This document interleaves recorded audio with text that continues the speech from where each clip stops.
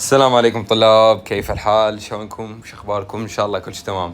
ادري بالوضعيه هسه مو تمام يمكم، وشوي متشنجين وشوي يعني متشوشين وضايعين ما تعرفون ايش تسوون، بس ما دام حميد المنقذ موجود لا تخافون.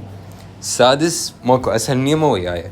سويت لكم هذا المقطع قبل كم يوم والحمد لله حقق نجاح باهر، وقدرت الحمد لله انه اساعد عدد كبير من الطلاب، وقدرت انه انقذ هواي طلاب من الياس، وخليتهم انه يرجعون ويكافحون ورجعون يستمرون من جديد. والحمد لله المقطع حقق نجاح باهر، 7300 مشاهدة خلال فترة يوم ونصف فقط. حقق هاي النتائج وهاي تعليقات الطلاب، حتى اللي اول مرة يشوف قناتي حتى يعرف ويشوف. تقدرون انا هسه راح اسوي امشيين بسرعة، تقدرون انتم توقفون الفيديو وتقرون التعليقات وتشوفوها بعينكم. ف يعني الحمد لله حققنا نتائج باهرة. تقدرون ان تدخلون على القناة وتشوفون الفيديو هذا وتشوفون آراء الطلاب، بس آراء طلاب يوتيوب كلش كافية حتى تعرفون انه هاي القناة ايش قد راح تكون فد مصدر لنجاح الطلاب كلهم، وانت من يمهم. فاللي اريده من يمك تركز وياي. هذا المقطع وهاي ترتيبته. هسه راح ابدي اشرح مقطعنا شنو، شلون انت راح تنجح من السادس وتطلع معدل من 90 ل 99. شلون راح تطلع هذا المعدل بالايام اللي بقت؟ راح تقول 90 99 بالايام اللي بقت، وطلاب انا اعرفهم فلان وفلانه وبنت فلان وبنت فلانه قرأت من شهر السادس ولحد شهر السادس بسنة تجي وما طلعت هذا المعدل. انت راح تخليني اطلع بهالايام؟ اي راح اخليك تطلع، بس الجدول الشراد له اصرار وعزيمه ويراد من يمك ايضا. انا باخر اختصر لك اياها. انا مو من النوع اقول لك انت 7 بطل وهاكاي 7 مواد روح امتحنهن وتقدر واعطيك ما لازم واشمرن عليك وعوفك واروح. لا مو هيك، انا اخذك من ايدك من الصفر لل100. باو هذا الجدول يريد من يمك قوه واصرار وتحدي، تحدي لنفسك وتحدي لكل شخص يقول لك ما تقدر ويقول لك هذا الشيء غير منطقي وهذا الشيء غير واقعي وهاي احلام ورديه. خلي اراويك فد نقطه ثاني واحده ما عليك بها، الكورسات اللي راح اعطيك اياها بعدين بعد السادس. خلي اراويك هذا المقطع وليس هذا. هنا كان تعليق. هاي طالبه عندي 18 يوم تقريبا، ما علينا بهاي 18 يوم فقط. هذا الجدول سويته إلها. هاي اقرأ هذا التعليق اللي قدامك. شنو الطالب ايش بيها؟ عندها مشاكل بالقلب وعمليات والدنيا محترقة عندها. جت قبل الامتحانات لحقت انه حالتها شوية تحسنت، وكانت ما تقدر ان تضغط على نفسها حتى بعد ما تعالجت وطابت، ما تقدر تضغط على نفسها. وقدرت اسوي لها هذا الجدول ونزلته بوقته للكل، قلت مو بسألهم. وجدت هنا وكتبت تعليقها. فاقرأ بعينك شوف هسه المعدل، شاهد اخر شي بالحافة. شوف ايش قد طلعت معدل، شاهد واستمتع. هاي 1000 الطلاب عندي ذيك السنة، 4600 طالب، ما يقارب 4000 واحد من يومهم، ما يقارب 4000 واحد من يومهم خليته يطلع من السادس ذيك السنة وبمعدلات المعجزة اسميهن. يعني خليته يطلع 70. تقول 70 قليلة، هاي 70 تعرف ايش قد طلعها؟ طلعها بليلة الامتحان. وخليته يطلع 80 قبل الامتحانات ب3 ايام. وخليته باسبوع يطلع ب85. وكو بيهم خليتهم يطلعون بجدول 10 ايام بجدول بقناة حميد المنقذ. انا عندي 4 قنوات كانت. خليته يطلع شقد ب10 ايام والله خليته يطلع 92. فالاف الجداول سويت. كنت اني واليوم اني ما نقصر ويا احد، اسوي جدول كنت الكل طالب يجيني واسوي له جدول خاص بي، وانتوا ايضا ما قصروا وياكم. قاعد احاول هسه انا هذا كلامي كله قاعد احاول اقنعك انه تمشي وياي حسب اللي انا قاعد اقول لك عليه. هاي الخطة سويتها قبل فترة جدا قليلة، والحمد لله حققت نتائج رهيبة وما قصرت بها أبد وياكم بهالخطة. فاللي يريد من يمك، هاي إحدى التصاميم اللي صممناها إلهم وسوينا لهم جدول. بس أنتوا جدولكم راح يكون لين سريع وحفاظا على وقتكم، فجدولكم راح يكون يعني بكتابة يد وترتيب، يعني ما راح يكون شيء مخربط. فاللي يريد أن يمك هسه بعد ما فهمتك ورويتك بعينك إنه كل شيء ممكن، راح أبدي أسولف لك شنو جدولك. أنت راح تأجلي 4 مواد، أصبر لا تطلع، اسمع لي الأخير. أنت شو راح تأجل؟ راح تأجلي 4 مواد، راح تأجل إنجليزي وعربي. اسمع وياي، هاي أنا قاعد أحكي إذا أنت تريد 100 قافل إنه كل المواد 100، تريد تدعس من خالتك، تريد تدعسين بنت خالتك اللي أمك دائما تقارنش بيها. ركز وياي، امشي بالخطة مالتي، ما عليك بأهلك، ما عليك بأهلك، أقارب، أصدقاء، ركز وياي بس. أنا أريد مصلحتك، أنا اللي قدامك نجحت بليلة الامتحان، التقيت أساعد بالطلاب، التقيت بكم مشروع عندي ونجحت بليلة الامتحان. فلا أريد ما ركز وياي وأخذ مني، ما تخسر والله. وين لاقي واحد يقعد يشرح لك ويريد يثبت لك إنه تقدر تجيب 100؟ شوف هسه فرت لي كله، ما حد يريد مصلحتك بقدي. ركز وياي، أريد من يمك تدفر الدنيا، أريد من يمك تدفر الدنيا باللي بيها وتركز بس وياي، تمسح كل شيء من موبايلك، تركز بس وياي. وعد ما تجيب معدل جوا 90، جوا 90 ما تجيب، وأنا أضمن لك إذا التزمت بالحرف ماكو مادة راح تجيب بيها جوا 100. إذا التزمت والله وياي بالحرف ما راح تجيب مادة جوا 100. ركز وياي، إحنا إيش راح نسوي؟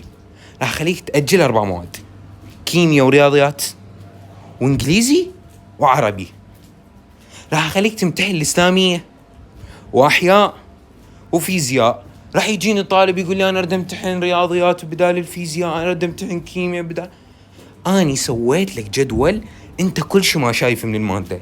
يعني أنت هاي المواد حتى لو مضبطها اللي أنا قلت تأجلها، حتى لو أنت مضبطها بنسبة 80 70 85%، عمي 90% مضبطهن، عوفهن ما عليك بيهن. ركز وياي، حتى لو هاي المواد اللي هسه ذكرتهن انت ما فاتحهن، ركز وياي. اني اصلا اريدك انت تكون ما فاتحهن، هذا هدفي. تيجي وياي تأجيلي ذن 4 مواد تشمرهن، نيجي على ذن 3 مواد راح تجيني انت، نبدي نسولف بالجدول. هسه هذا جدولنا، خلي نبدي نسولف لك بيه. جدولنا شنو؟ نبدي اول شيء بالاسلاميه. راح تجي على الاسلاميه الايام اللي بقت عندك. اني سويت الجدول انه اليوم وباكر وعقبه ويوم ليله الامتحان اللي هو اليوم الرابع. اذا انت اجيت وراها بيوم، اذا اجيت انت وراها بيوم واحد جدا عادي. اكيد انت قاري لي فد شيء من الاسلاميه، لازم قاري لك شيء من الاسلاميه وتقدر تنسق لي الجدول. يعني حتى لو انت بليله الامتحان تيجي ورا امتحان الاسلاميه هم وضعك لوز بعدك، حتى لو بعدك يعني متاخر وجيت بعد امتحان الاسلاميه هم وضعك لوز. ركز وياي، الاسلاميه اللي يمك طلع لي بها 100. يمك ملزمه تساجد المراجعه المركزه، ملزمه تساجد تضمن 100 تضمن 100، ملزمه تساجد بها نقوصات لا مو نقوصات، ملزمه تساجد اختار لك من 5 آيات 3 آيات، اختار لك من كل شيء 3.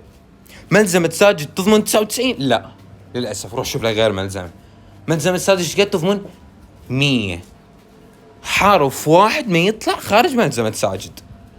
زين انا شلون اراجع ملزمه تساجد بليله الامتحان؟ راجعها بشكل سريع وركز لي على المرشحات مع عقيل الزبيدي بالامتحان. كل الملازم اللي تحكي عليها حميد وين نلقاها؟ بقناه مجرات السادس. زين هسه احنا شو نسوي حميد؟ اللي اريده منكم تركزون وياي. نيجي احنا عندنا اسلاميه ايزي جدا سهله، ماكو اسهل من يمها. والله العظيم نجحت بيها بليله الامتحان. والله بديت اقرا بيها ب2:30 بالليل، بديت اقرا بيها ورحت للامتحان بال7 طبت للقاعه الامتحانيه. والله العظيم جبت 99 بيها بليله الامتحان قرأتها. فركز وياي، عندك بعد خير من الله وقت، خير من الله تقرأ لي الإسلامية حسب الترتيب. إذا أنت اليوم شفت المقطع تقرأ لي حسب الترتيب. اليوم الأول سور زاد معاني، وتقسم لي التفسير. التفسير إيش قد بسوي لك إياه؟ هو مسوي لك التفسير 8 صفحات، يعني 4 ورقات، قول 8 صفحات، صفحة يعني وجه واحد من الورقة. تيجي أنت يوميا تأخذ لي 3 صفحات. اليوم الأول من الإسلامية تقرأ لي سور ومعاني زائد تفسير 3 صفحات. اليوم الثاني الأحاديث زائد تفسير 3 صفحات. اليوم الثالث الأبحاث زائد تفسير صفحتين تبقى لك بس. تمام. اليوم الرابع تقرأ لي التهذيب بس، زائد تقرأ لي المرشحات مع العقيل الزبيدي. القصص اترك القصص إذا أنت ضبطت كل اللي قلت لك عليه. إذا ضبطتهن القصص بعد ما يحتاج تقرأهن. تمام. مرشحات عقيل شو وقت تقراهن عندك من الليل لحد 12 تقراهن. تنام لي 4 ساعات تقعد، وإذا أنت متعود ما تنام لا تصير لي هسه أخو خيته وتقعد تقلبني نومتك. امشي طبيعي، أنت تسهر ابقى اسهر، مو وقت هسه نعطيك نصايح ولا وموزن عليك، ما يفيد أخي. ركز وياها هسه، شنو طبيعة نومك مشيها، شنو طبيعة قعدتك مشيها. نومك لا تكثر نوم ولا تقلل نوم، خلي نومك 6 ساعات. 6 ساعات لوز ويا جدولنا. يعني هسه شنو مطلوب منك؟ ملزمة ساجد، ملزم مكونة من 20 ورقة.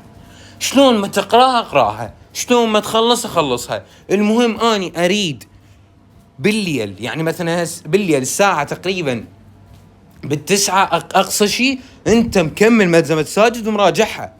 تجيني وراها شو تسوي لي؟ تفتح مرشحات عقيل، تأشرين على ملزمة ساجد او على اي ملزمة يمك، على ملزمة ساجد لان انت قرأت عليها. تفتح لي مرشحات عقيل وتاكلهن اكل. ركز، وكلهن اكل، راح اعيد لك اياها، وكلهن اكل. لا تبقي من اي حرف، ما اريد يبقى اي حرف من يمهن.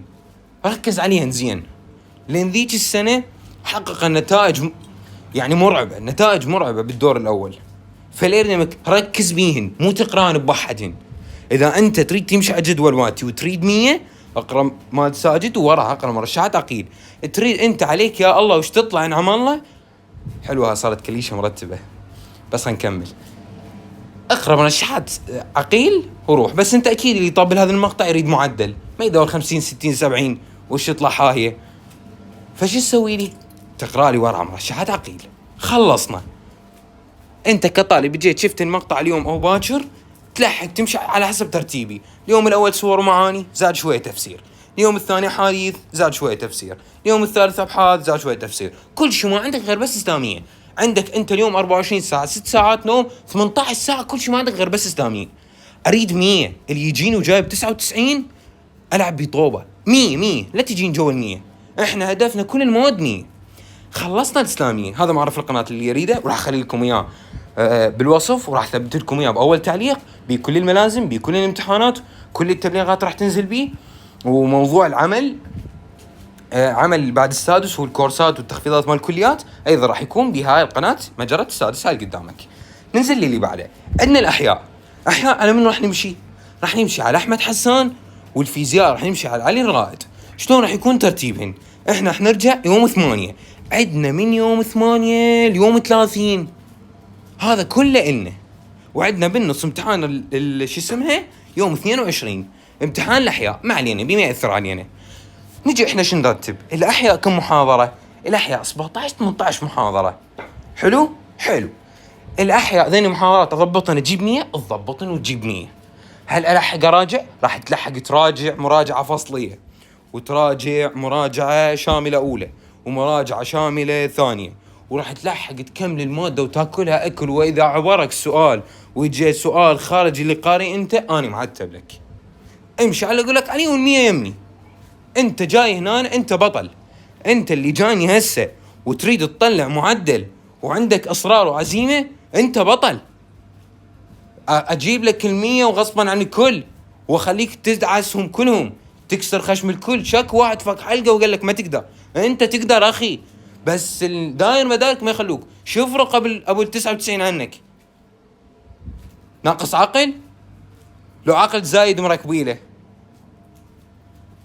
لا أنت ناقص عقل ولا هو مركب له عقل ثاني.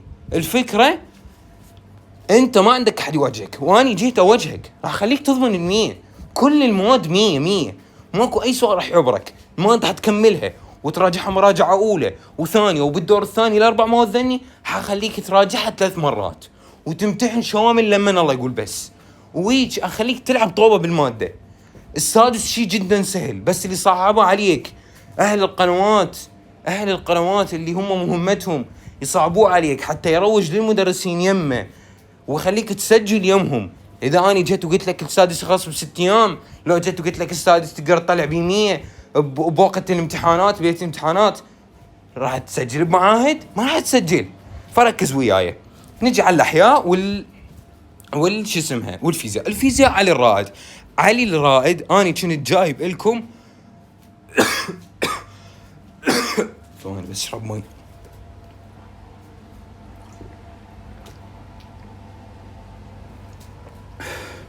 الحمد لله.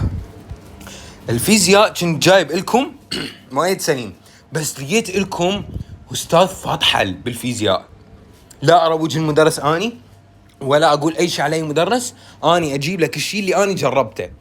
اني قدامكم محمل فيزياء وكيمياء، واني شخصيا قاعد ادرس عليه فيزياء.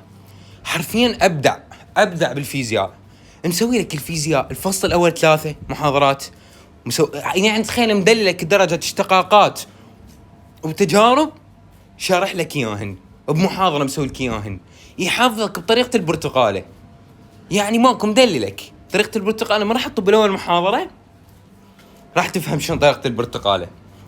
ماكو يحفظك على حياتك اليومية. يعني انت لازم بالمحاضرة تحفظ وما يعوف لك اي سؤال، ومشتغل لك بذمة وضمير، وامتحانات شاملة مالته مال الالكتروني جبتها من يمه مالته، حتى انه تقدرون تنسقون المواضيع وتضمنون 100.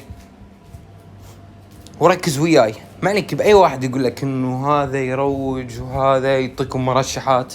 ها انت قاعد تشوف بعينك، قاعد اثبت لك وقاعد تشوف، مو اثبت، انت تثبت لنفسك وتشوف الحقيقة بعينك، منو الصح ومنو الغلط، منو المنافق ومرتدي رداء الحق ومنو الحق.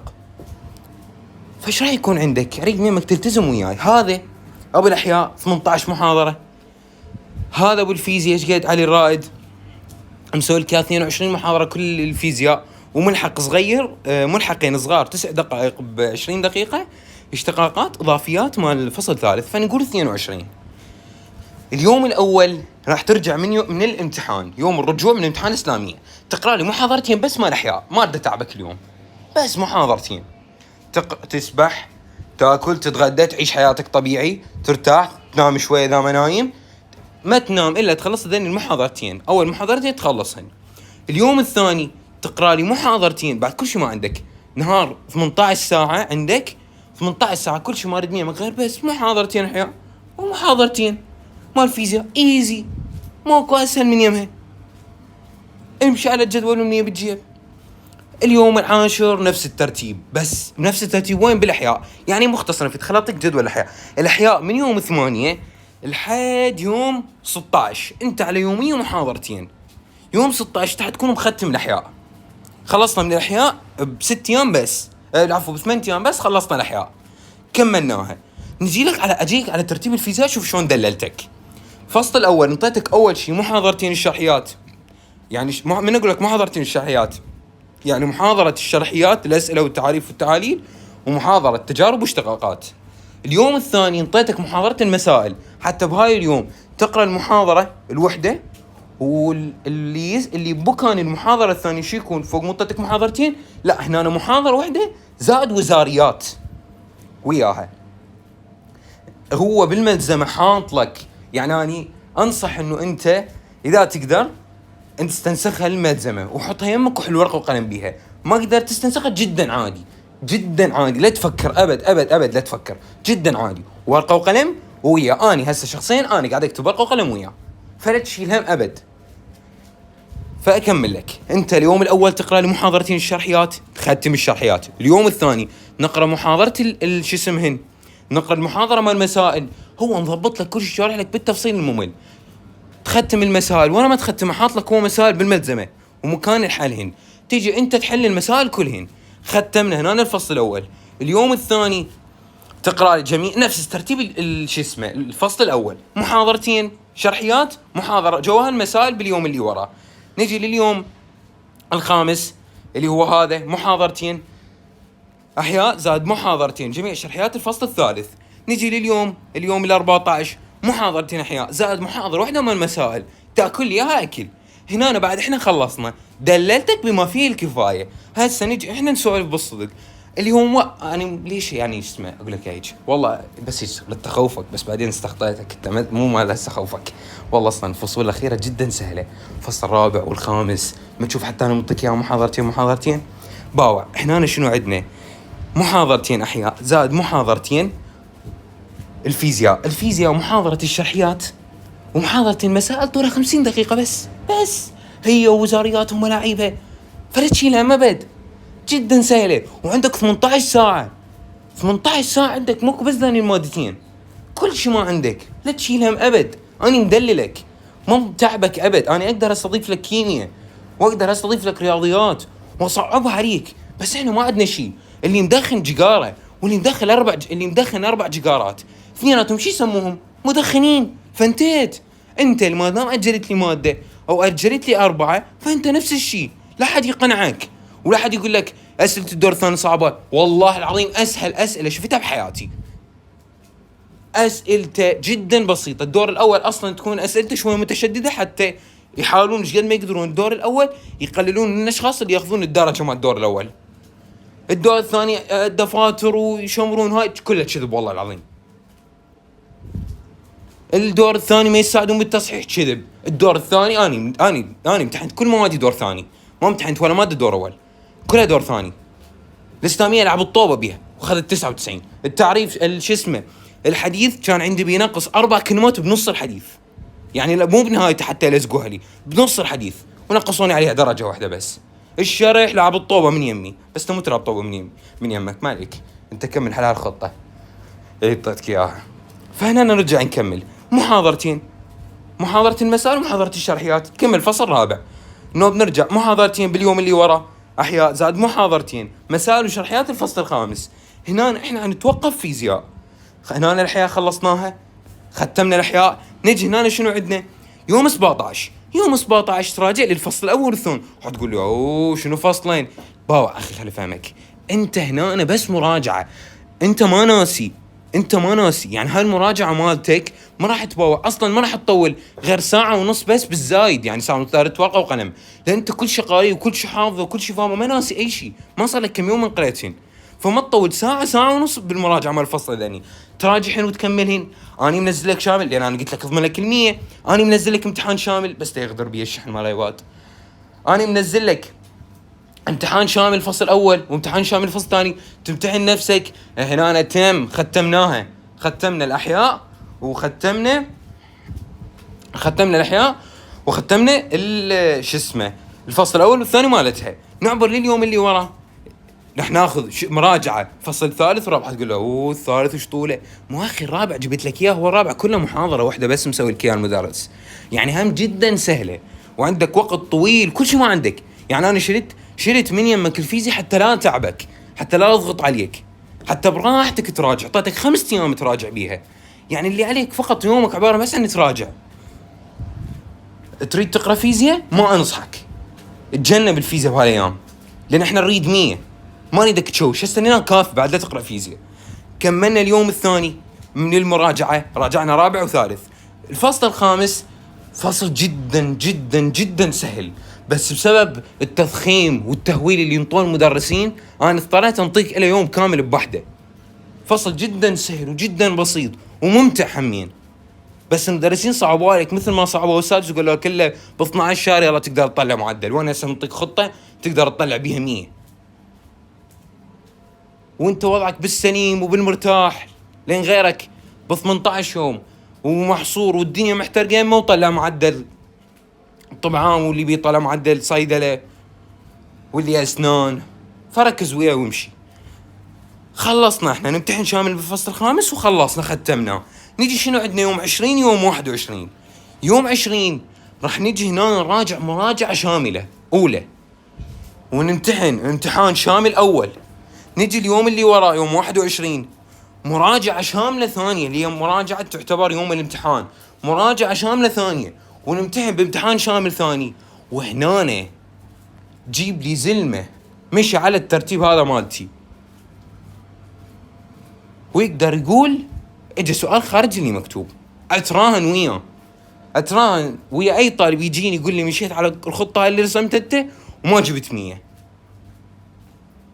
خلي يجيني يعطيني حرف خارج الملزمه جبل وزاري، وحتى اذا اجى حرف واحد خارج الملزمه فانت عندك 50 درجه ترك. فهنا احنا شنو عندنا؟ الاحياء 100% باذن الله انت 100 جايب متختمه منتهيه وضعيتها. الرسومات شلون ترتيبه؟ رسومات كل فصل تاخذ وياه. تشوف كم رسمه عندك بالفصل، عندك مثلا 10 رسومات، 5 رسومات نقول، تجي انت تقسمهم الفصل ايش قد؟ هالقد، ويا الفصل تصفي رسوماته ويا الفصل خليك. تفهمني؟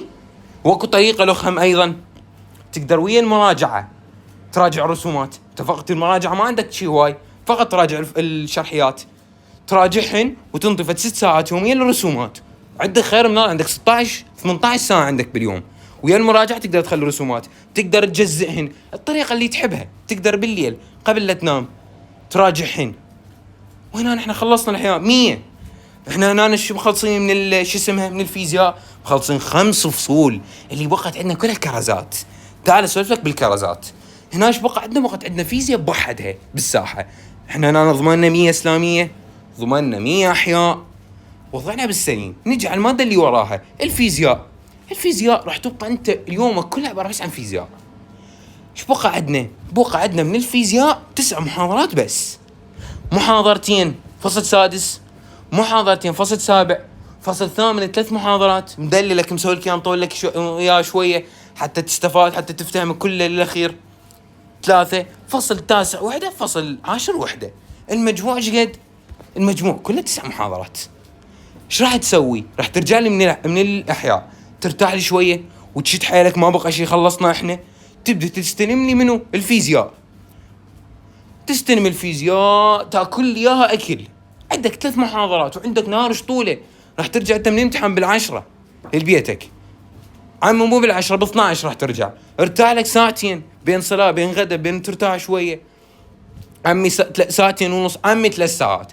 من 3 ل 12 عندك 3 محاضرات بس. انا اللي انصح حاول لا شو اسمه، لا تتراخى. حاول ترجع من الامتحان ركض اكلك خليه ويا المحاضره، لان والله المحاضرات راح تستمتع بيهن. رجعت مطلوب من يمك من ترجع من الاحياء تقرا لي 3 محاضرات، تمام؟ تشد حيلك تقرا لي 3 محاضرات. اليوم اللي بعده هم تقرا لي 3 محاضرات، وتقدر هم جزئيه، يعني خاف انه تفلت عندك. انا انصحك لا تاخذها جزئيه اساسيه، اللي اريده من يمك تاخذ المركزيه. عندك شنو تكون المركزيه؟ انه انت تقرا 3 محاضرات تضغط على نفسك تخلصهن، مو تخلصني يعني بتلزيق، لان انت احسب ال100 مالتك على اساس هذه. شفت نفسك ما قدرت، اني يعني هم اخاف عليك وما اريدك تتعب. شفت نفسك شويه خملت تعبت وانت قاري محاضرتين، جدا عادي. ارتاح روح نام، ومن تقعد انت عندك نهار كامل 18 ساعه. خلي بدال ال3 محاضرات خلي 3 محاضرات ونص، وقسم النص، خلي 3 محاضرات ونص، والمحاضره الفرق اللي عندك خليه وين؟ قسمه على اليومين، اوصل كفو وخلص 4 محاضرات باليوم. انت تقدر تخلص 4 محاضرات باليوم، لان انا طلعت لك المحاضرات يوم الاحياء ومرت لك يعني على صفحه. فتقدر انه انت ذني المحاضرات، واليوم الثالث تخلص يا اخر 3 اللي هي المحاضره الاخيره من الفصل الثامن ومحاضره التاسع والعاشر، وانتهت. ختمت الفيزياء من الجلاد للجلاد، حرف واحد ما ينقص عندك. شوف شلون مدللك بالمراجعه. المراجعه اعطيتك إلها 5 أيام تراجع على راحتك. نيجي نسولف لك المراجعه. انا اعطيتك جدولين حتى انت لا تقول ما دللني، انا بكل نقطه مدللك، حتى بعد السادس مدللك. فركز وياي. ايش عندك انت المراجعه؟ اعطيتك ترتيب، تقدر تراجع فصل اول ورابع باليوم الاول، وتقدر تراجع اول ثاني، يعني باوع تقدر تراجع بترتيب اول ثاني اليوم الاول، ثالث رابع يوم ثاني، خامس سادس يوم ثالث، سابع ثامن يوم رابع تراجعهن. وتقدر تراجع ويا اليوم الاخير اللي هو يوم الامتحان. يوم الامتحان هذا اللي بعد الامتحان تقدر تراجع بيه 9 و10 لين صغار. وتقدر تمشي على ترتيب ثاني رتبته لك، اللي هو تقرأ فصل كبير فصل صغير، فصل كبير فصل صغير. تقرأ أول ويا رابع، ثاني ويا خامس، ثالث ويا سادس، وترجع هنا طبيعي سابع ثامن تاسع عاشر. وتقدر ايضا ترتيب ثالث همين. قلت لك ادللك، اني ادللك، راح ادللك دلال اعوضك عن الفتره كلها من شهر السادس بديك السنه لليوم. ايش قد هالقنوات قالوك؟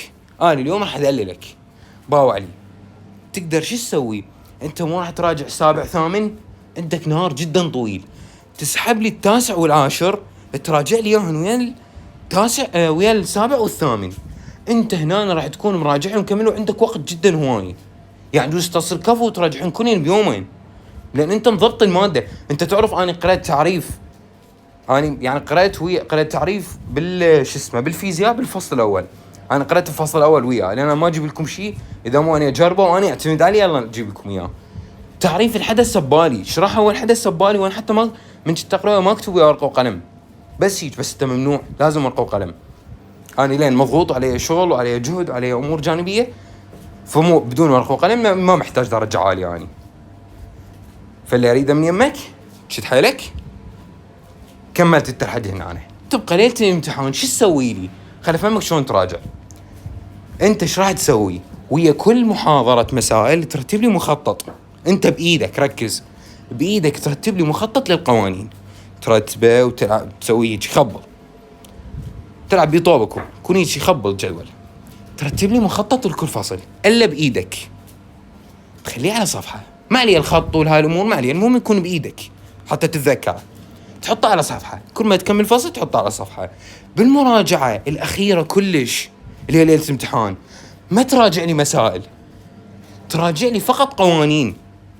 تراجع القانون، تفتح المسائل اللي تخص القانون هذا، بس تبوع عليهم مسألتين تبوع عليهم وتطلع. هاي اللي بعده شرحيات، حاول تقلبهن، تفهمني؟ واللي توقف بيه تراجعه. راح يجيني طالب يقول لي اني ما اتذكر، اني احس نفسي ناسي. جدا طبيعي، جدا جدا طبيعي. راح تطب لي امتحان تتذكر اشياء قرأتها بداية السنة. تمام يا بطل؟ شد حيلك واني وياك. وارد اقول لك فد نقطة، اني هسه وياك وبعد السادس وياك. شنو موفر لك بعد السادس؟ وموفر لك عمل اونلاين واوفلاين للي يحب يشتغل اوفلاين على ارض الواقع يشتغل. وفرت له عمل وبراتب راح يقدر راتب يرضيه ويسنده. اللي يريد عمل اوفلاين، اللي يريد العمل اونلاين هم موجود، عمل اونلاين بدون ما يتحرك، بدون ما يسوي اي شيء، بدون ما يدفع ولا فلس الطرفين. انت ما دام يمي يا حميد وما دام بمجراتي انت مدلل. اي شخص موجود بالقناة راح من تخلص الامتحانات ارتب الى عضوية. هاي عضوية تصير ورقة تصميم كامل وعضوية الكترونية بها اسم الطالب، QR معلومات الطالب، شنو القسم اللي يطمح يروح له، شنو الترتيب مالته. هاي العضوية تكون فقط لطلاب مجرة السادس.